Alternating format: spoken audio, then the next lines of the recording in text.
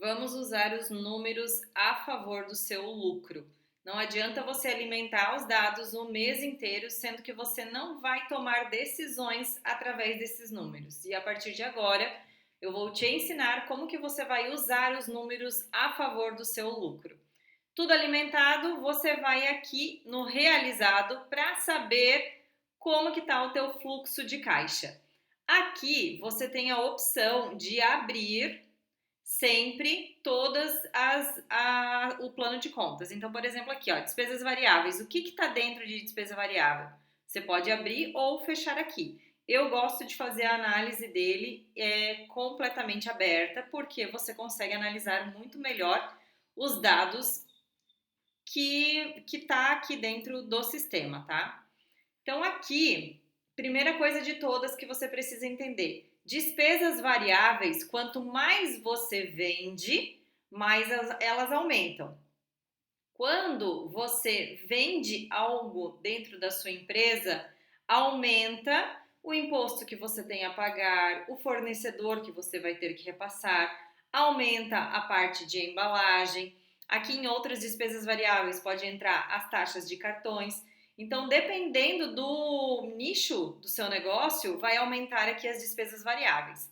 Quando se fala de despesa variável e despesa fixa, não quer dizer que a despesa fixa ela precisa ser fixa. Por exemplo, energia elétrica é uma despesa fixa, mas ela vai variando, ó. Um mês é 300, outro mês é 500, outro mês volta para 300 e assim sucessivamente, tá? Então, despesa fixa é o quê? Pensa assim, você vai fechar a sua empresa porque veio a pandemia. Não vai vender nada, mas mesmo não vendendo, você vai ter que continuar pagando algumas despesas, que é a questão de salário, o teu prolabore, contador, a parte de aluguel, energia elétrica, água, tudo que você vai continuar pagando, independente de vender ou não vender. Isso tudo é despesa fixa.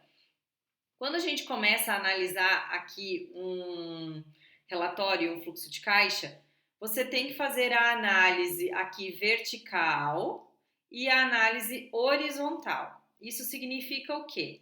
Na análise vertical, verificar assim, despesas variáveis, qual é o percentual sobre o teu faturamento que foi gasto em despesa variável. Então, dos 42 mil que entrou de receita, 69% delas foi para pagar a despesa variável.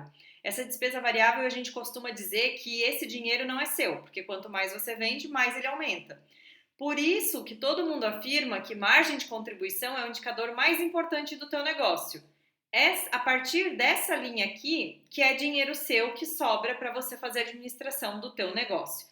Então, por exemplo, neste caso aqui, esses números que estão aqui na sua tela é do ramo de farmácia. Então, a pessoa tem uma farmácia, compra e vende medicamentos, perfumaria, toda essa parte onde tem das drogarias. Olhando para cá, eu já consigo entender que ela está com problema ou de precificação ou ela está aumentando muito o estoque dela. Por quê? Em janeiro ela gastou 63% do faturamento dela em fornecedor, em fevereiro 65%, e aqui a gente encontrou o erro e começamos a fazer um trabalho com ela para que para que ela diminuísse as compras e conseguisse utilizar o que tinha em estoque para venda, diminuísse o estoque dela para aumentar aqui o fluxo de caixa dela. E olha só que incrível e o que acontece aqui no final. Deixa eu minimizar aqui para você perceber. Em janeiro, ela teve um prejuízo de 6.400. Em fevereiro, um prejuízo de 6 mil reais. E olha aqui em março, gente, 58 mil de vendas, ela diminuiu o percentual dela de fornecedor, né? De 65 foi para 49, e isso fez com que o caixa dela sobrasse um valor. Quase mata o que ela teve de prejuízo aqui em janeiro e fevereiro. Então perceba que são pouquinhos números que você olha e consegue enxergar aonde que está a falha. Outra falha dessa pessoa é o prolabore. Olha só aqui, o Prolabore dela em janeiro foi 9.850, fevereiro 7.500, que foi quando a gente começou a fixar ele. 7.500, 7.500, maio ela tirou 9.000, junho ela tirou 8.500, porque a gente percebeu e cobramos que não deveria ter tirado os 9.000, porque senão o caixa fica muito baixo. E assim a gente foi refazendo e orientando para que consiga ter lucro dentro da empresa dela. Então, são vários indicadores que você precisa tomar decisões e entender se faz sentido ou não você ter dentro da tua empresa. Outro indicador importante é o aluguel. Se você é um nicho que compra e vende mercadoria, o seu aluguel ele não pode passar de 6%. No máximo que pode chegar, dependendo do ramo, é 8%, tá? Então, se você compra e vende mercadoria, no máximo 8%. Uma empresa saudável, de fato, é 6%, no máximo 6%.